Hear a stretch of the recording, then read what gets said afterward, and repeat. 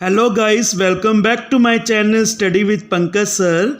Today we are discussing about agriculture sector after the independence in India in the year 1950 to 1990.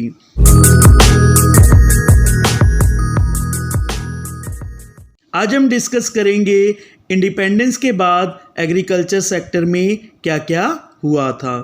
Independence के बाद agriculture sector में land reform हुआ था, जिसमें क्या हुआ था, एग्रीकल्चर से रिलेटेड कुछ पॉलिसीज़ बनाई गई थी ताकि जो इनइक्वालिटीज़ हैं उनको दूर किया जाए। इंडिपेंडेंस के टाइम एग्रीकल्चर सेक्टर में ज़मींदारी सिस्टम चलता था, जिसमें क्या होता था, ज़मींदार जो थे फार्मर से काम करवाते थे और जितना भी क्रॉप का प्रोडक्शन होता था वो सारा क्रॉप का प्रोडक्शन का रिवेन्यू ज़मींदार खुद रखते थे।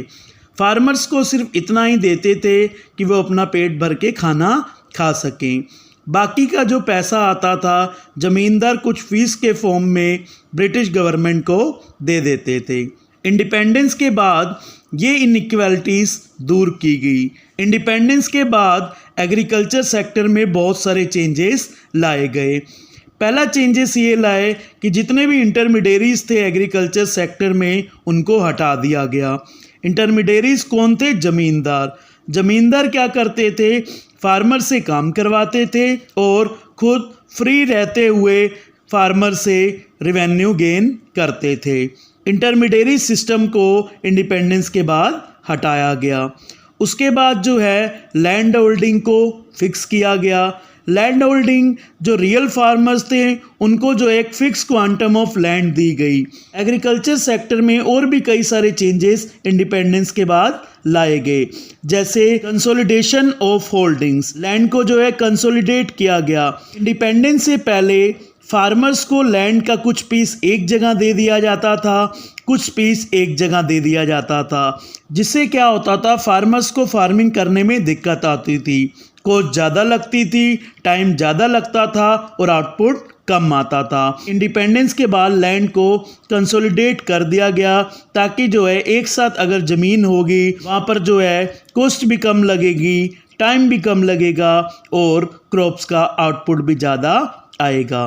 और कुछ जो एक्सेसिव रेंट्स थे जो कल्टीवेटर्स को पे करने पड़ते थे वो भी कम कर दिए गए और कोऑपरेटिव फार्मिंग को भी प्रमोट किया गया।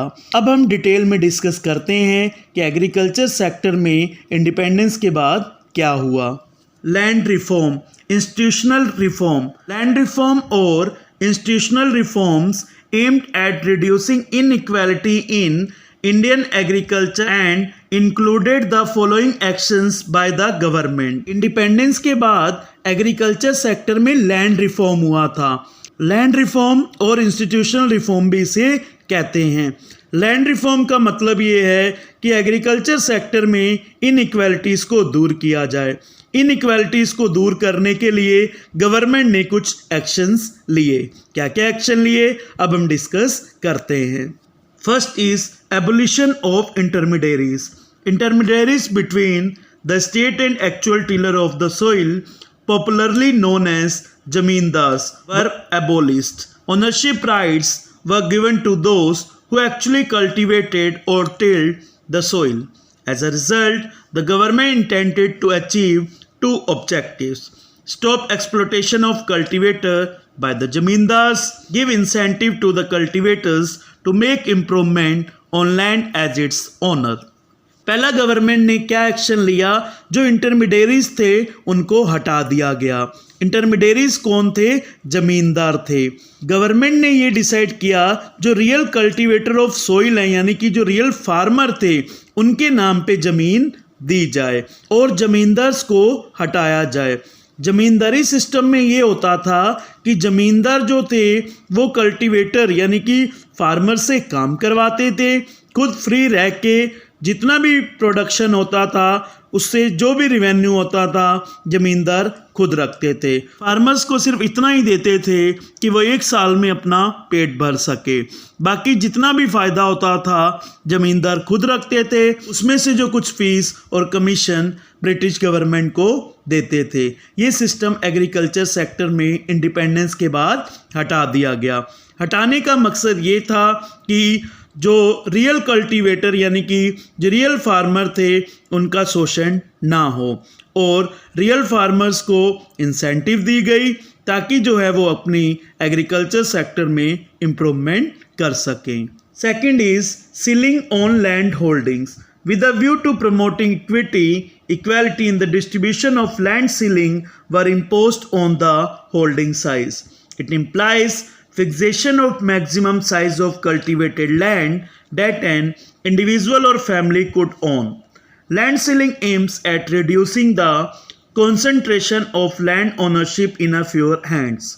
The surplus land over and above the ceiling limit were assumed by the government and redistributed among smallholders or landless laborers. Second change government ने क्या किया, ceiling on land holding. Government ने जो real farmers थे उनके नाम पे fix land quantum कर दिए, हर एक के नाम पे फिक्स लैंड कर दी ताकि किसी में जो है इनइक्वालिटी ना हो। लैंड सीलिंग का मकसद ये था कि सिर्फ लैंड जो है कुछ लोगों के हाथ में ही ना रहे, सबको जो है बराबर का अधिकार मिले, सब जो है एग्रीकल्चर सेक्टर में बराबर जो है फार्मिंग कर सकें। और अगर किसी के पास ज़्यादा लैंड आ गई है तो वो लैंड को दोबारा गवर्नमेंट चेक करेगी और जो स्मॉल होल्डर्स हैं या जिनके पास कम ज़मीन है उनको जो है दोबारा डिस्ट्रीब्यूट कर देगी। Next is consolidation of holdings with a view to reducing fragmentation. Consolidation of holding was accorded a high priority. Consolidation is a practice to allot land to farmer at one place for his scattered holdings here and there. It saved the cost of cultivation. By 2004, more than 1.633 lakh hectares of land were brought under consolidated holdings. Next government ने action लिया consolidation of holdings, यानी कि ज़मीन को जो है ज़मीन के जो एकड़ हैं उनको एक साथ किया गया, क्योंकि इंडिपेंडेंस से पहले जो फार्मर्स जो थे वो फार्मिंग करते थे, उनको जो लैंड मिलती थी कुछ जगह एक जगह मिल गई, कुछ जगह एक जगह मिल गई, तो उससे क्या होता था, क्रॉप का प्रोडक्शन कम होता था, इनपुट ज़्यादा लगते थे, कॉस्ट ज़्यादा लगती थी, टाइम ज़्यादा लगता था, लेकिन आउटपुट कम आता था। इसलिए गवर्नमेंट ने ये डिसाइड किया जो लैंड है उसको कंसोलिडेट किया जाए ताकि क्रॉप की प्रोडक्शन अच्छी हो सके, कम से कम टाइम लगे और ज़्यादा से ज़्यादा आउटपुट आ सके। 2004 में 1.633 लाख हेक्टेयर ऑफ लैंड को इकट्ठा किया गया ताकि जो है फार्मिंग में क्या आ सके, इम्प्रूवमेंट आ सके। Next is regulation of rent to put an end to excessive and illegal extortion from the cultivator. Rents were regulated. Generally, these were not to exceed 1/3 of the value of crop. Excessive और illegal rents regulation को हटाया गया, सिर्फ farmers को इतना ही कहा गया कि वो 1/3 of value of crop rent जो है गवर्नमेंट को पे करेंगे, इससे ज़्यादा गवर्नमेंट को पे नहीं करेंगे। इंडिपेंडेंस से पहले ये होता था कि जितना भी फार्मर क्रॉप का प्रोडक्शन करते थे वो सारा फ़ायदा ज़मींदार और ब्रिटिश गवर्नमेंट को मिलता था। ये सारी चीज़ें इंडिपेंडेंस के बाद हटा दी गई। Next is cooperative farming. Cooperative farming was promoted to enhance bargaining power of the smallholders. Collectively, the farmers could buy inputs at lower price and sell their produce at higher price. Government ने independence के बाद cooperative farming को भी promote किया गया ताकि जो small farmers हैं उनको इससे बेनिफिट हो सके। कोऑपरेटिव फार्मिंग में ये होता है कि फार्मर जो है मिलके फार्मिंग करते हैं, जब क्रॉप का प्रोडक्शन हो जाता है तब फार्मर जो हैं मिलके उस क्रॉप को मार्केट में सेल कर देते हैं जिससे फार्मर्स को अच्छा प्राइस मिलता है। और फार्मर जब इनपुट लेने जाते हैं तो उनको इनपुट भी जो है लोअर प्राइस में मिलता है, जब वो सेल करते हैं क्रॉप को तो वो हाई प्राइस में करते हैं ताकि जो है फार्मर्स की ग्रोथ हो एग्रीकल्चर सेक्टर में। So this is about agriculture sector after the independence in India.